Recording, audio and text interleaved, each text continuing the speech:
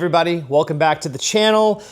As you can see, I'm holding an extraordinarily rare guitar, probably something you have never seen, unless you just watched Tom Bukovac's video on this.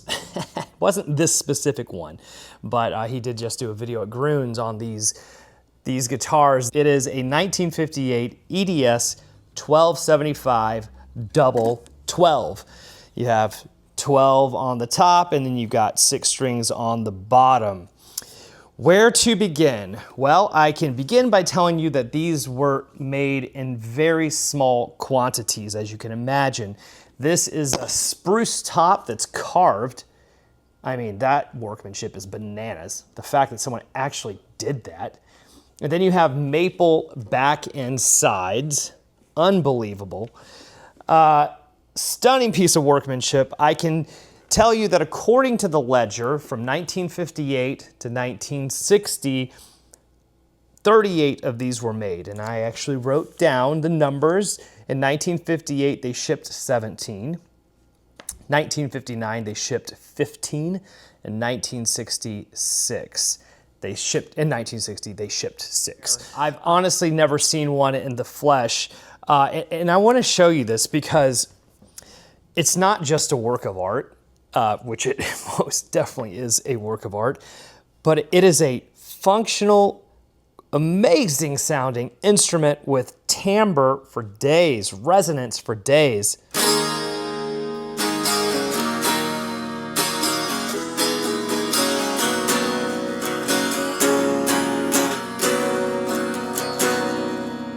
I love that chord.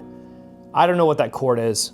You guys, what is this chord? You guys tell me what this is. What is this chord right here? It's like one of my favorites. Oh, I love it. I use it all the time. And even on the 6th string,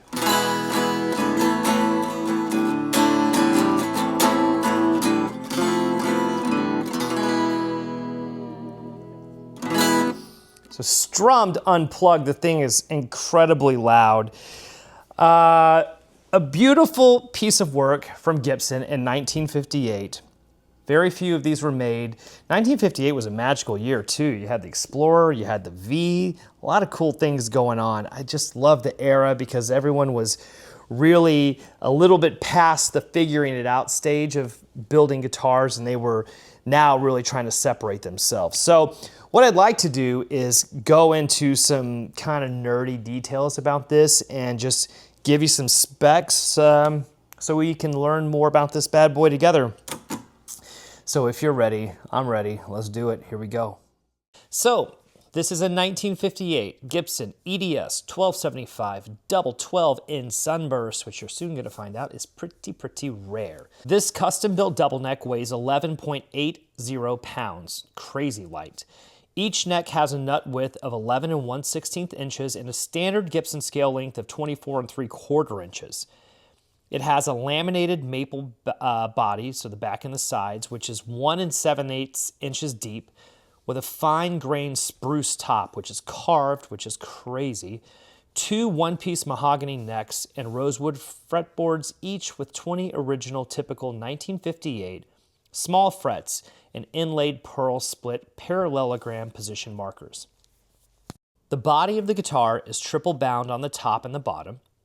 Each headstock has inlaid pearl Gibson as the logo and 2-layer black and white truss rod covers. This guitar has individual single-line Clouson Deluxe tuners with replacement single-ring tulip-shaped keystone plastic buttons. Here's the real fun part. This bad boy has 4 PAF humbucker pickups, all with small rectangular black patent-applied 4 labels on the underside and black plastic rings, with outputs of 7.62K and 8.25K on the 6th string, and outputs of 5.4K and 8.15K on the 12th string. It has 2 5-layer black, white, and black plastic pickguards with beveled edges. So how do you control those amazing PAFs? Well, you have 4 controls, 1 volume and 1 tone for each guitar, plus a 3-way pickup selector switch for each guitar and also a central 3-way guitar selector switch. This bad boy has gold plastic bell-shaped knobs with white markings. Beautiful. Each guitar also comes with an original ABR1 non-retainer tune-o-matic bridge. The original horseshoe Bigsby tailpiece is on the 6th string, and the original screwed-on non-adjustable bar tailpiece with 3 screws is on the 12th string.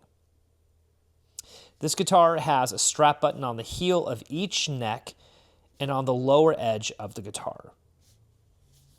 According to Larry Minor's Gibson shipment totals, 1937 to 1979, only 17 EDS-1275s, the 12 and 6 string version that we have here, were shipped in 1958.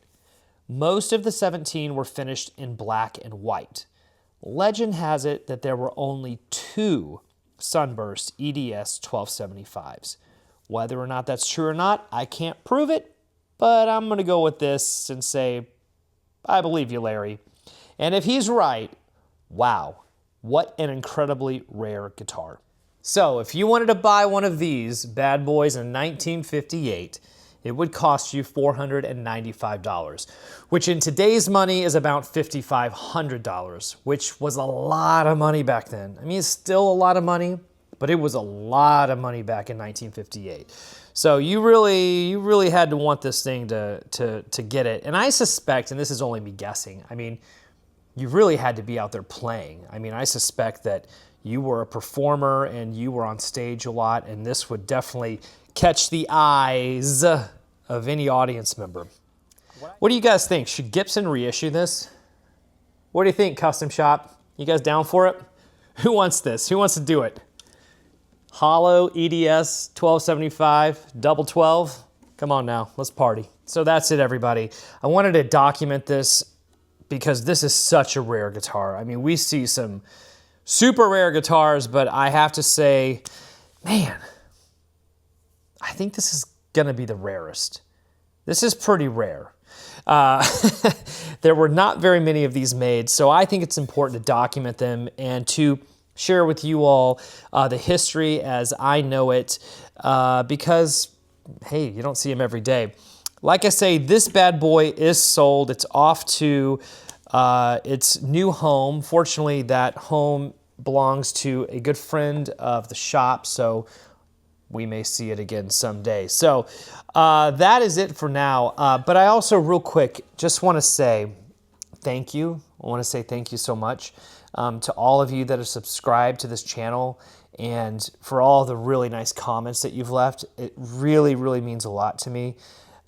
These videos, I'm really trying to work hard on. You know, I don't want to just go, hey, here's a cool guitar. Look at this. That's blah, blah, blah, blah. You know, I want to tell you something about it. And I don't know about you. I'm like this when I record. If the idea of recording sounds, it's either something I don't want to do or it's daunting or whatever, but the second I start recording music, I can't stop. Like 10 hours will go by just like that. Well, it's the same with these videos, you know. I want to really do the research on them, get the history of them, and present it as best as I can.